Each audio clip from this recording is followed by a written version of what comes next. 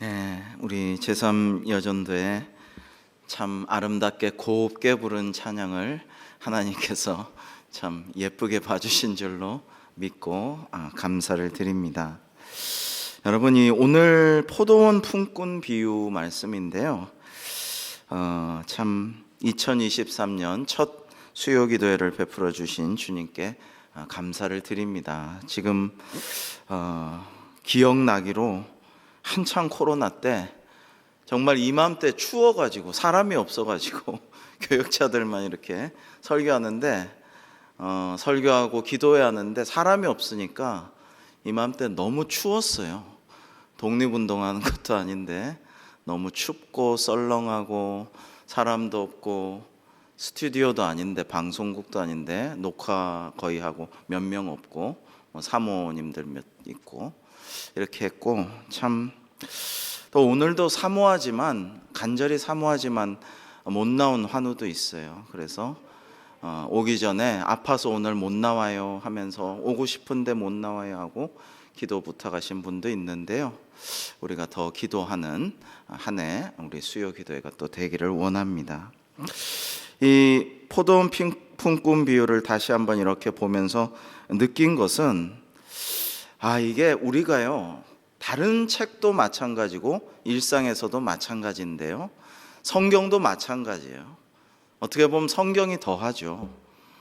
나는 이렇게 생각했는데 사실은 내 선입견이 들어가 있고 성경을 자세히 보면 그런 내용이 아니구나, 이런 걸 깨달을 게 많아요. 오늘도 자세히 보셔야 됩니다. 이 오늘 말씀은 앞에 있는 마태복음 19장 28절에서 30절을 한번 좀 같이 보시면 좋겠습니다. 한번 교독해 보시겠습니다. 예수께서 이르시되 내가 진실로 너희에게 이르노니 세상이 새롭게 되어 인자가 자기 영광의 보좌에 앉을 때에 나를 따르는 너희도 12 보좌에 앉아 이스라엘 12지파를 심판하리라. 또 내 이름을 위하여 집이나 형제나 자매나 부모나 자식이나 전토를 벌이는 자마다 여러 배를 뵙고 또 영생을 상속하리라. 30절 같이. 그러나 먼저 된 자로서 나중되고 나중된 자로서 먼저 될 자가 많으니라. 아멘. 오늘 이 16절 말씀하고 앞선 19장의 30절이 반복돼 똑같은 말씀이 나오고 있습니다. 그러니까 제자들에게 예수님께서 정말 12지파를 심판하고 너희도 12 보좌에 앉아서 정말 영생을 상속하고 큰 복을 받을 것이다. 그러나 그럼에도 불구하고 먼저 된 자가 나중되고 나중된 자가 먼저 될 수가 있다라는 말씀을 하신 것이 굉장히 중요합니다. 여기에 대한 설명의 비유 말씀을 주신 거예요. 마태복음 19장 앞장 28절에서 30절 말씀을 비유로 오늘 말씀에서 풀어주신 것이다 라고 보시면 됩니다. 자, 이 비유는 천국은 마치 뭐뭐 같다라는 형식으로 시작돼요. 천국장의 천국 비유처럼 말이죠. 그런데 마치 품꾼을 얻어 포도원에 들여보내려고 이른 아침에 나간 집주인과 같으니라고 시작됩니다. 그러니까 천국은 집주인 같다라는 말도 돼요. 여러분 이것도 좀 의외. 천국은 집주인 같다, 이렇게 시작이 됩니다. 여기 등장하는 품꾼은 이제 하루 일당 받아서 가족을 부양하는 일용직 노동자죠. 예수님 당시에도 경제가 어려워서 그렇잖아요. 식민지로 로마 제국의 침탈을 받고 이러니까 가족을 부양하는 품꾼들이 많이 있었다고 해요. 하루 공치면 그날 온 가족이 굶기 때문에 품꾼의 삶은 항상 깊은 애환 속에 있었습니다. 그래서 주기도문에서도 주님께서 오늘 우리에게 일용할 양식을 주옵소서. 여러분 이게 하루 벌어서 하루 살아야 하는, 내가 오늘 일 없으면 가족이 굶어야 하는 그런 사람들을 생각하면서 주님께서 그런 기도를 하시지 않았겠어요? 그런 의미를 생각해 볼 수가 있습니다. 요즘도 이런 강구가 절박하게 느껴지는 사람들이 많습니다. 이른 새벽 인력 시장에 일자리를 구하는 사람들이 모여듭니다. 대개 공사판에서 일하는 속칭 일본어인가요? 노가다. 그 다음에 미장이 공구리, 콘크리트의 일본어죠. 공구리, 공들. 이런 분들인데 요즘도 워낙 불경기라 100명 인력 시장에 모이면 한 30명 일하러 이제 차에 타서 떠나고 나머지는 돌아가곤 한다라고 합니다. 오늘 우리가 읽은 본문에도 이런 이야기가 나오죠. 이제 포도원이 많았는데 이스라엘에 오늘도 이렇게 지나가면서 느낀 건데 안양이 포도로 참 유명하고 현대 아파트 저쪽에 이제 포도밭이 명품 포도밭이 쫙 펼쳐졌는데 이제 공사하게 생겼죠. 좀 안타까운 마음도 약간 있는데 이 이스라엘에 이제 포도원이 많았는데 수확철이 되면 일손이 부족하니까 사람들을 데려다 썼어요. 근데 그 한 노동자, 보통 노동자 품꾼의 하루 일당이 1데나리온이었다라는 것입니다. 요즘으로 치면 요즘에 물가가 너무 뛰어서 잘 모르겠는데 이렇게 막 물가 폭등하기 전에는 5, 6만 원 정도 잡으면 되지 않을까 대충. 근데 지금 많이 더 뛰었겠죠. 자, 그러면 이 비유에서 포도원은 무엇을 뜻할까요? 앞서 주님 말씀하신 대로 천국 그리고 교회를 의미합니다.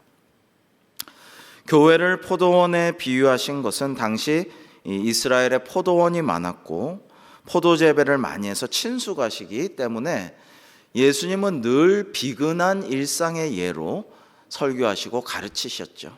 늘 우리 주변에 있는 그 형편에 맞는 설교와 비유를 예화를 드셨단 말이죠.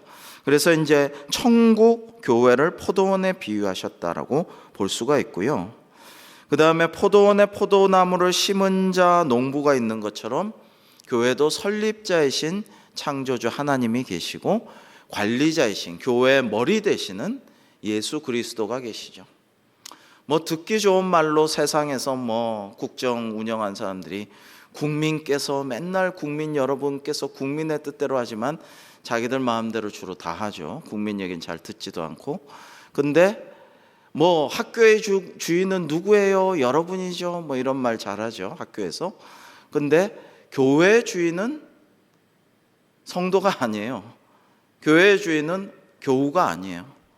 교회의 주인은 장로님도 아니고 저는 더더구나 아니에요. 절대 아니에요. 저는 종이죠, 종. 그래서 교회의 주인은 하나님이시고 교회의 머리는 예수님이시죠. 머리가 이끄는 대로 생각하는 대로 말하는 대로 우리는 따르고 움직이고 그 세포에 불과하죠. 그죠? 자, 그러면 뭐냐? 이 품꾼들은 뭐냐? 주님의 제자들 바로 우리 성도입니다. 성도, 제자들. 자, 이제 이 포도원 품꾼을 오늘 말씀 보시면 포도원 주인은 품꾼을 5번이나 일을 시킵니다.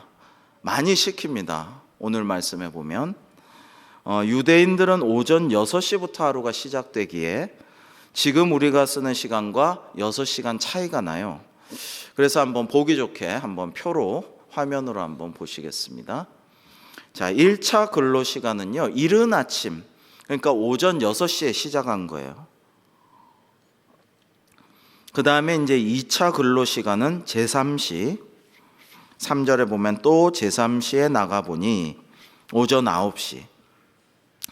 그 다음에 3차는 이제 또 제6시 낮 12시고요. 4차 근로는 제9시니까 오후 3시입니다. 마지막 5차 근로는요, 제11시입니다. 3, 6, 9, 12가 아니라 11입니다. 그러니까 오후 5시. 그러니까 오후 6시에 하루 일과가 끝나는데, 그러니까 새벽 6시부터 오후 6시까지 유대인들의 시간 개념은 돌아가는 건데 오후 6시 끝나기 1시간 전이에요. 그렇게 일을 시켰다라는 거예요. 주인이 직접 나가서 품꾼들과 약속해가지고 포도원에 들여보내고 이제 일을 시켰어요. 자, 그런데 5그룹이 각자 다른 시간부터 일을 스타트해서 하루 종일 열심히 일을 했으니까 이제 더한 사람 많이 오래 한 사람은 더 주고 나중에 온 사람일수록 적게 줘야 되는데, 이게 세상의 상식이죠. 공정과 상식일 것 같은데 주인은 이상하게도 그렇게 안 합니다. 이 8절에 보면 주인이 청지기를 시켜서 품삯을 주면서 맨 나중 온 사람부터 줍니다. 역순으로 맨 먼저 온 사람까지 거꾸로 줍니다. 근데 맨 마지막에 와서 일한 사람에게 한 데나리온을 줬어요. 일용직 근로자의 하루 품삯을 주었어요. 이제 뭐 7, 8만 원으로 올랐든지 간에 당시 일용직 품삯을 약속한 대로 줬어요. 자, 그러니까 이제 먼저 온 품꾼들은 제11시에 온 품꾼들이 한 데나리온을 주니까 기대를 했어요. 야, 우리는 더 많이 주겠구나. 이제 저 친구가 1시간 일했어요. 11시에 와서 12시까지 일했으니까, 오후 5시에 와서 6시까지 일했으니까 한 데나리온을 받았으니 우리는 12시간, 최대 12시간 가까이 일한 이 일꾼은 적어도 2-3 데나리온 받지 않겠나, 그렇게 기대를 한껏 했던 것이죠. 그러나 똑같이 한 데나리온을 받아요. 12절에 보시면 나중 온 이 사람들은 1시간만 일했는데 어떻게 온종일 고생하고 더위 속에서 땀 흘려 일한 우리와 똑같이 품삯을 준단 말입니까? 이건 불공평합니다 라고 항의 농성을 합니다. 임금투쟁 항의 농성을 하는데 악덕 기업주 아니냐, 이렇게 말을 한 것이죠. 근데 이 항의에 대한 대답이 13절입니다. 주인은 야, 이 사람아, 나는 자네한테 잘못한 게 없어. 거슬러 가서 2절을 보시면요, 2절을 그래서 이렇게 잘 보시면 좋아요. 잘 보시면 그가 하루 한 데나리온씩 품꾼들과 약속하여 일터로 들여보냈어요. 그러니까 정확하게 계약을 하루 일당 한 데나리온 주기로 했어요. 자, 그러니까 그대로 약속을 지키지 않았느냐라고 말하는 것입니다.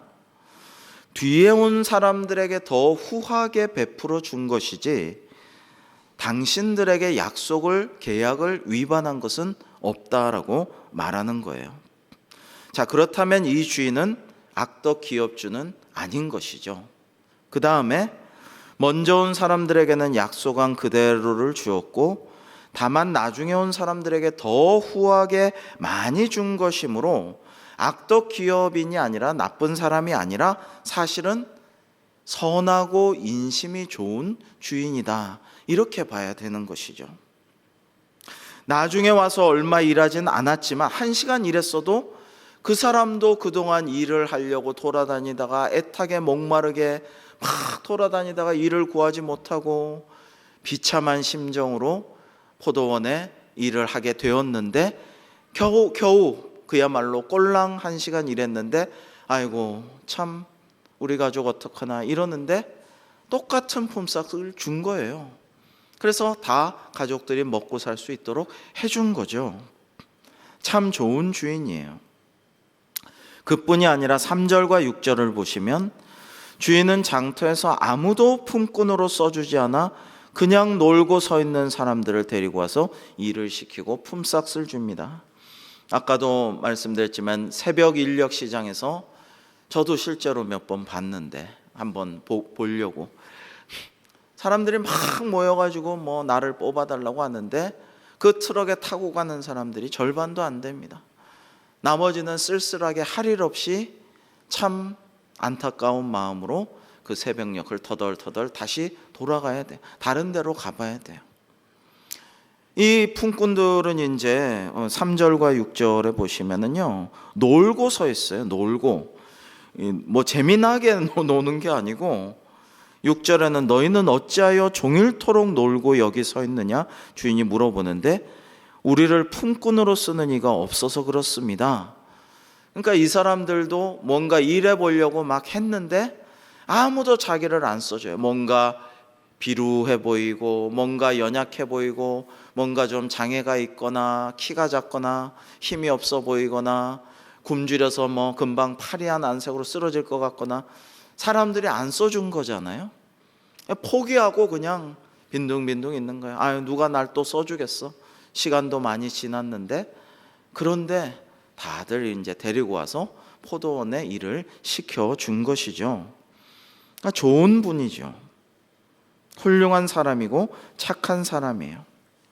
그래서 주인은 따지는 먼저 와서 많이 일한 사람들에게 이렇게 말합니다. 14, 15절 한번 같이 한번 읽어보시겠습니다. 14, 15절 시작. 내 것이나 가지고 가라. 나중은 이 사람에게 너와 같이 주는 것이 내 뜻이니라.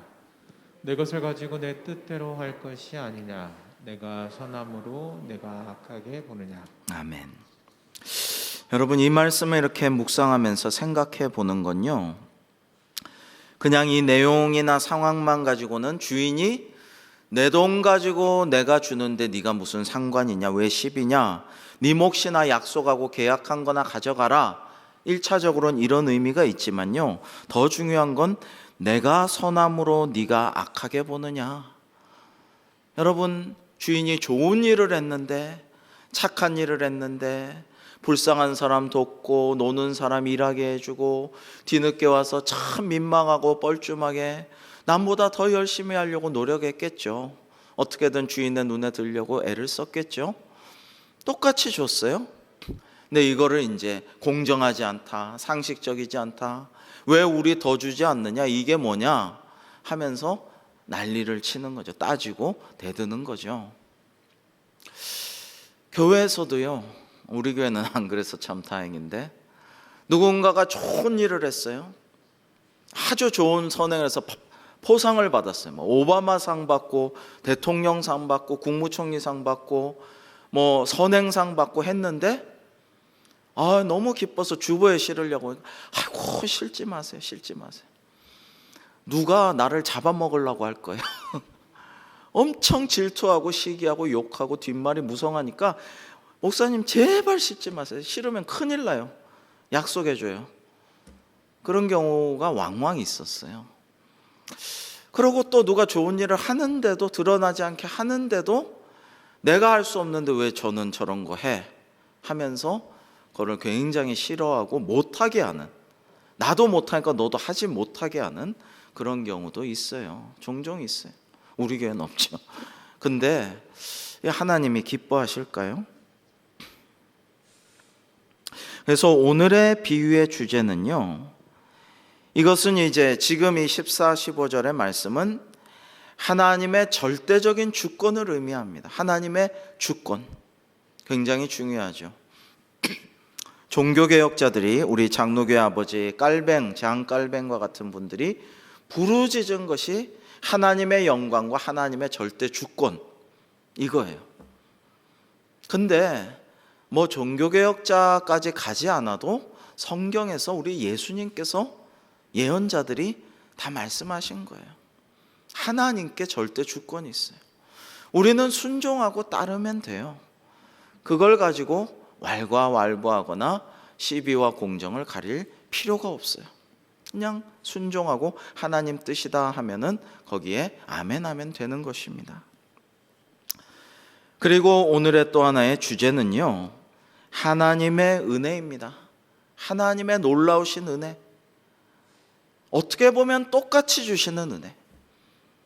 악인에게도 비를 내리시고 선인에게도 비를 내리시고 눈도 그렇게 하시고 햇빛도 똑같이 주시는 하나님.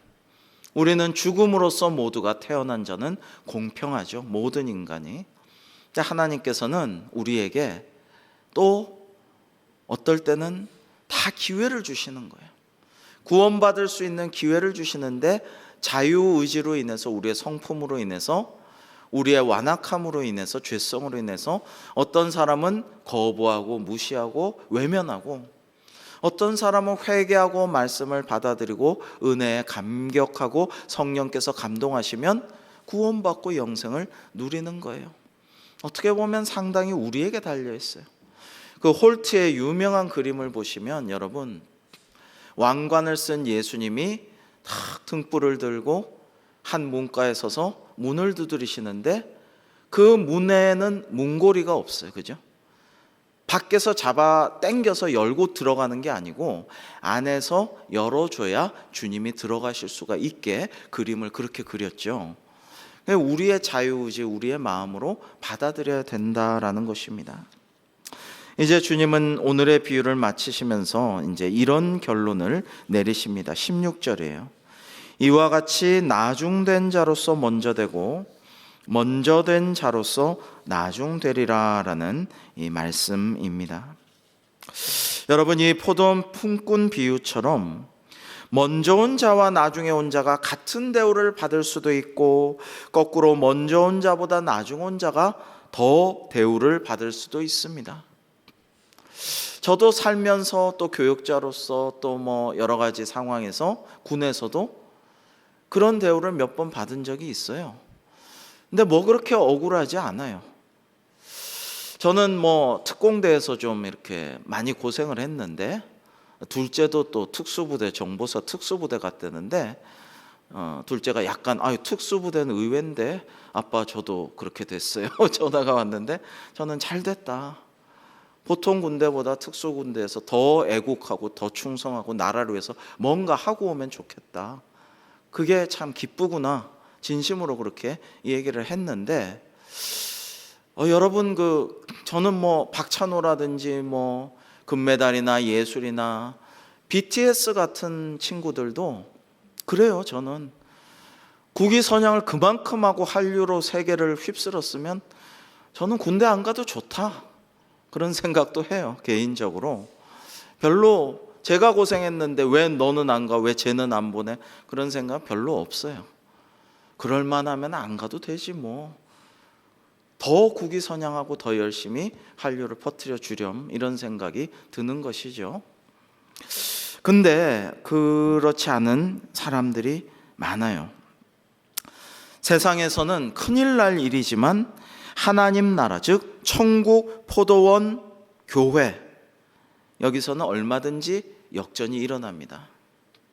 제가 어제 새벽에 그런 얘기를 했는데, 이자익 목사님, 여러분이 아시는 이자익 목사님, 한국교회 역사상 전무후무하게 미국 대통령 루즈벨트가 4선했다가 그 다음에 2선밖에 안 되게 바뀐 것처럼 총회장을 3번 하셨는데, 너무 훌륭한데 너무 가난하고 비난하고 너무 불쌍한 사람이라서 이제 못 먹고 살아서 남의 집에 종으로 들어갔는데, 주인이 잘 키워주고 같이 믿음을 갖게 됐는데, 주인 양반하고 그 좀 장소에서 마부가 되었잖아요. 주인의 말 끄는 마부. 근데 같이 장로 선거를 했는데 종이 됐단 말이에요. 주인은 안 되고. 이것부터가 상식에서 어긋나요. 보통 같으면 야, 너는 다음에 장로 선거 나가라. 이번엔 네가 극구 사양하고 나가지 마라. 내가 먼저 되고 다음에 너 다 기회를 줄게. 이러지. 같이 나가지를 않죠, 아예. 근데 같이 나갔는데 주인은 떨어지고 이자익이 장로가 됐어요. 근데 장로님으로서도 훌륭하지만 목사님으로 하면 더 좋겠다. 그래서 저 전라도에서, 김제에서 저기 평양까지, 이북의 평양까지 유학 보내서 목사님을 만들었어요. 대단한 목사님이 되었죠. 여러분, 얼마나 이자익 목사님도 훌륭하지만 주인 장로님은 너무 훌륭해요. 존경스럽죠. 더 위대해요. 장로가 늦게 되었어도, 목사가 되지 못했어도, 총회장 안 됐어도 이 장로님, 주인 장로님은 더 존경스러워요. 너무나 훌륭해요. 그런데 그런 마음을 우리가 좀 가져야 되지 않을까? 자, 중요한 것은 이 이야기에서, 오늘의 비유에서 주인이 누구냐? 주인이 누구냐? 물론 맨 앞에서 천국이다 했죠. 근데 이제 천국이다, 주인이다 좀 의인화되어 있는데, 여기서 주인은 당연히 하나님이시죠. 하나님 아버지십니다. 주권자, 절대 주권자이신 하나님. 자, 그럼 먼저 온 사람과 나중 온 사람은요, 당시 교회 내에서는 유대인인데 예수님을 믿은 신자, 그리스도인들도 있었고, 유대교에서 개종해서 온 사람들도 있었고, 이방인 신자들도 많이 있었어요. 그래서 이 이야기에서 먼저 온 자는 유대인 신자, 나중에 온 자는 이제 이방인 신자라고 해석도 가능합니다. 자, 생각해 보십시오. 유대인들은 수천 년부터 하나님의 선택을 받은 선민이고, 율법 지킨다고 정말 고생했습니다. 요즘도 할랄법에 코셔, 할랄 이런 것들을 지키면서 정말 유대법에 따라서 음식을 조절하면서 먹고요. 계율을 지키죠. 교회도 먼저 들어왔죠. 유대인 공동체가 먼저죠. 근데 이방인들은 뒤늦게 예수 그리스도를 믿어 나중에 들어왔습니다. 어떤 사람은 여기 들어오면서 할례도 받았고 어떤 사람은 할례 안 받았습니다.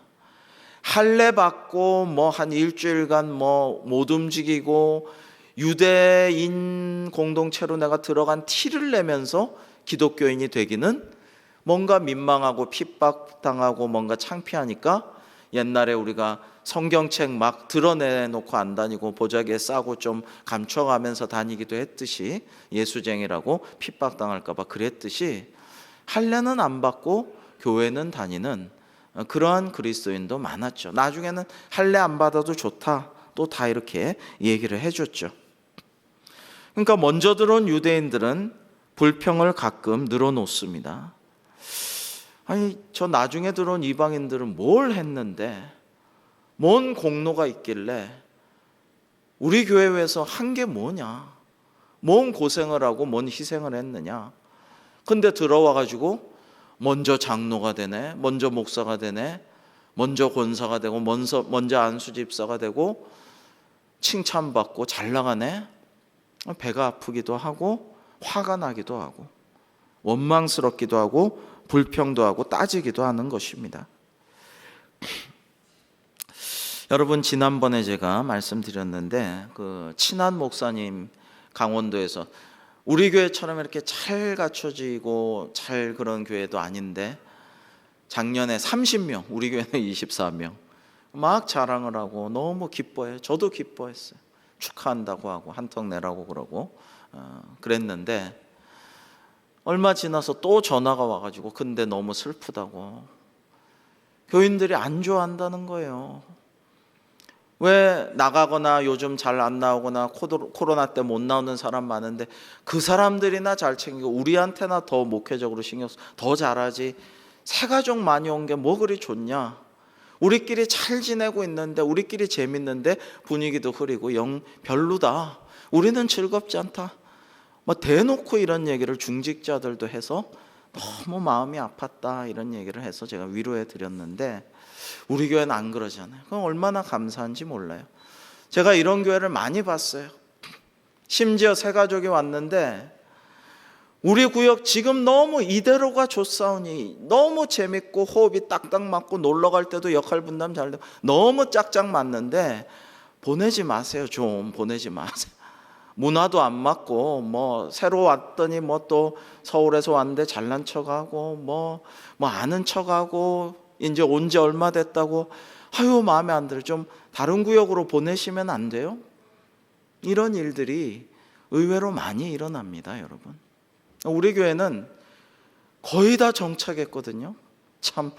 그리고 새 가족들이 오늘 이 자리에도 계시지만 헌신도 하고 봉사도 하고 감사 예물을 정말 정성껏 바치고 모범이 되고 전도도 하고 간증도 하고 얼마나 잘하는지요. 근데 우리 성도님들이 그저 시장에서도 먼저 인사해주고 산에 가도 먼저 아는 척해주고 마스크 써서 못 알아보는데도 어떻게 내 얼굴을 마스크 썼는데 알아보고 인사하고 어디 같이 가자 길도 알려줘서 너무 좋다는 거예요. 그러니까 이렇게 잘 정착을 하잖아요. 참 감사하다 이런 생각을 합니다. 여러분이 그렇지 않고 내가 우리 교회 터줏대감인데 이만한 지분이 있고 이만큼 대단한 역할을 했고 헌금한 게 그동안 얼마냐, 내가 얼마나 희생했느냐, 옛날에 천막 시절부터 뭐 벽돌 지고 날라 이거 다 내가 지었고 세웠고 이거 내가 헌물한 뭐고, 이렇게만 자꾸 하면요 새 가족들이 발 붙이지 못하고 마음 붙이지 못하고 정 붙이지 못하게 되죠. 오히려 새 가족들에 대해서 더 먼저 우리 교인들 잘하고 있죠. 먼저 다가가서 인사하고 가르쳐주고 이끌어주고 이걸 하나님이 얼마나 기뻐하시고 칭찬하시고 인정하시고 좋아하실까를 생각하면 그렇게 해야겠다라는 생각을 하게 됩니다. 신앙은 시간순이 아니라 공로도 아니라 다만 지금 누가 더 하나님 앞에 신실하고 지금 열심이고 충성하는가가 중요한 것입니다. 옛날에 엄청 잘 믿었는데 가끔 있어요. 그 하나님 믿는 회개하고 중생하는 것도 횟가닥했다라고 표현하지만 반대 횟가닥도 가끔 있어요.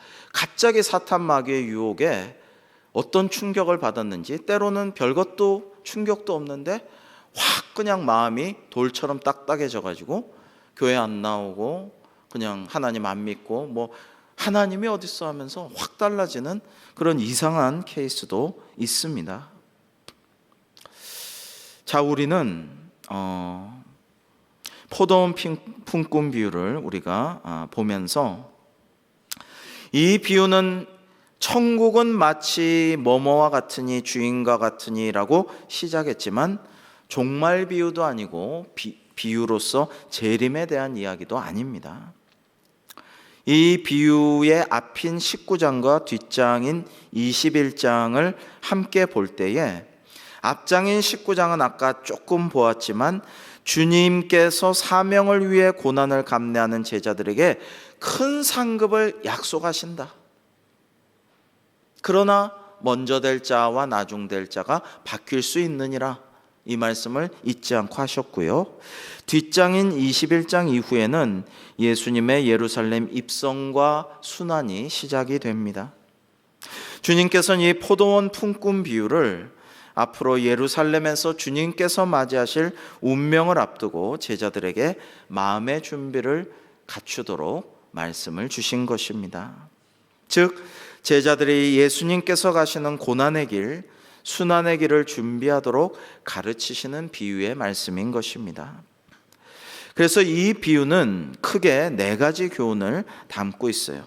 이 땅을 살아가는 예수님의 제자들이 어떤 마음과 자세로 살아가야 할지 4가지로 교훈하고 있습니다. 자, 첫 번째는 제자들은 기쁜 마음으로 세상에서 낮아져서 섬겨야 한다라는 것입니다. 여러분, 세상에서 사람들은 기쁜 마음으로 높아지려고 하죠. 높은 자리에서 상석에서 먹고 마시고 즐기면서 대장 노릇하면서 존경받는, 실은 존경하는 척하는 거겠지만 그걸 누리면서 애헴하고 그런 것이 인생의 낙이라고 생각을 하죠. 존재 가치가 거기 있는 줄로 알지만 제자들은 기쁜 마음으로 세상에서 낮아져서 섬겨야 한다라는 교훈을 주시는 것이고요. 두 번째로 제자들은 기쁨과 자원하는 마음으로 하나님을 섬겨야 한다라고 말씀하고 있습니다. 세 번째로 제자들은 동료의 기쁨에 함께 기뻐하며 축복해 주어야 한다라는 교훈을 주고 있습니다. 여러분, 제가 종종 말씀드리잖아요. 교회에서 어려운 성도들, 어려운 교우들을 잘 도와요. 불쌍한 사람들 돕고 위로하고 기도해 줘요. 교회가 그런 건 잘해요. 근데 아까도 말씀드렸지만 누가 잘 되면은 진심으로 축복해 주고 축하해 주고, 누가 좋은 일 있으면 함께 기뻐해 주고, 정말 가서 정말 바쁘고 힘들지만 정말 진심으로 축하해 주면서 한턱 내라고 꼭 이 얘기를 제3에서 얻어먹어 주고, 좀 이런 열의와 성의가 있어야 되는데 잘 안 그런다는 것이죠. 그게 좀 부족해요.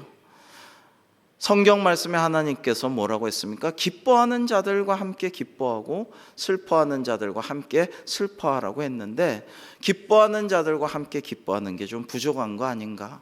근데 제자들은 동료의 기쁨에 함께 기뻐하며 축복해 주라고 교훈을 주시는 거예요. 마지막 4번째, 하나님께서는 제자들에게 정의롭게 보상하실 것이다 라는 것입니다. 근데 하나님의 정의는 우리 인간의 의와 공의와 사법적인 정의와는 틀려요. 여기 모든 품꾼들은 11시에 와서 12시까지 1시간 일한 사람 말고는 아마도 다 불만스러워했을 거예요. 주인의 말에 뭐 계약대로 줬다, 왜 상관이냐, 그리고 내가 선한 일을 하니까 네가 악하다고 하느냐에 민망했겠지만 속으로는 아이고 이럴 줄 알았으면 1시간만 일할 걸, 내가 11시간이나 일하고 이 고생을 하고. 갑자기 그 돈이 보잘것없어 보이고 화가 나고 불평이 생기고 원망스럽고, 사실은 생각하기 나름인데, 야 오늘도 이 일자리를 내가 얻게 돼가지고 오늘도 우리 가족들 배불리 먹일 수 있게 되고 보람 있게 이거 약속한 대로 떼이지 않고 잘 받았으니 얼마나 감사한가. 그리고 저기 놀던 사람들 오늘 일 못할 줄 알았는데 아까 얘기 들으니까 오늘 공칠 줄 알고 완전히 포기하고 그냥 휘파람 불고 그냥 쓸쓸히 서성이고 있었는데 주인이 불러줬어. 나 오늘 열심히 일할 거야 하는데 저 사람들 얼마나 다행인가. 마지막에 와서 너무 민망하게 열심히 땀 뻘뻘 흘리면서 일하던 저 친구, 뭐 나랑 똑같이 일한 건 아니지만은 같은 임금을 받았으니 저 친구 가족이 얼마 될지 모르지만 다들 굶지 않겠네. 다행이다, 감사하다, 이렇게 생각하면 얼마나 좋을까요? 사랑하는 성도 여러분, 우리는 언제부터 어떻게 신앙생활을 하고 또 대관교회에 나오시게 되셨습니까? 나는 나보다 교회에서든 우리 직장에서든 사회생활에서든 이웃에서든 나보다 나중된 자에 대해서 어떤 태도를 가지고 있습니까? 우리는 이 비유에 나오는 먼저 온 일꾼처럼 혹은 탕자의 비유에 나오는 큰아들처럼 하나님의 자비와 은혜를 잊어버리고 원망, 불평, 투덜거림으로 세월을 헛되이 보내지는 혹시 않습니까? 아니면 새 가족과 아직 미숙한 교우에게 아직 뭔가 모자라고 잘 모르는 후배들에게 수용하고 받아들여주고 격려와 축하를 하며 먼저 된 자와 나중된 자가 합력하여 선을 이루는 교회와 가정과 사회를, 직장을 만들어가고 계십니까? 그리고 나는 주님의 고난에 기꺼이 동참하며 훗날 주실 보상을 믿고 바라는 주님의 참된 제자입니까? 이번 주일에 제가 좀 소개하려고 하는데 어제 대단히 흥미롭고 감동적이고 유익한 기사를 보았는데요. 한마디로 말씀드리자면 사람의 행복은 나를 있는 그대로 인정해주는 다른 사람과의 관계에서 참된 행복이 얻어진다. 다른 건 없다. 결론은 그거예요. 여러분, 우리가 화평케 하는 사람이 되어서 나에게도 평안을 얻고 다른 사람도 평안을 얻게 해주고 진정한 복을 함께 누리게 하려면은 어떻게 해야 할까요? 받아들여주고 이해하고 용서하고 화해하고 축복해주고 축하해주고 위로해주고 기도해줄 때 우리 대관교회가, 우리의 가정이, 우리 직장이, 또 우리 이 사회가 하나님의 은혜와 복을 받을 수 있도록 우리가 쓰임을 받을 수 있을 것입니다. 그러한 우리 모두가 우리 대관교회가 되기를 주님의 이름으로 축복합니다. 기도하겠습니다. 하나님 아버지, 오늘 주님 주신 포도원 품꾼의 비유를 잘 묵상하고 하나님의 마음을 이해하고 깨달으며 우리에게 주신 주님의 뜻을 잘 따라 섬기는 저희들이 될 수 있도록 인도하여 주시옵소서. 예수님의 이름으로 기도하옵나이다. 아멘.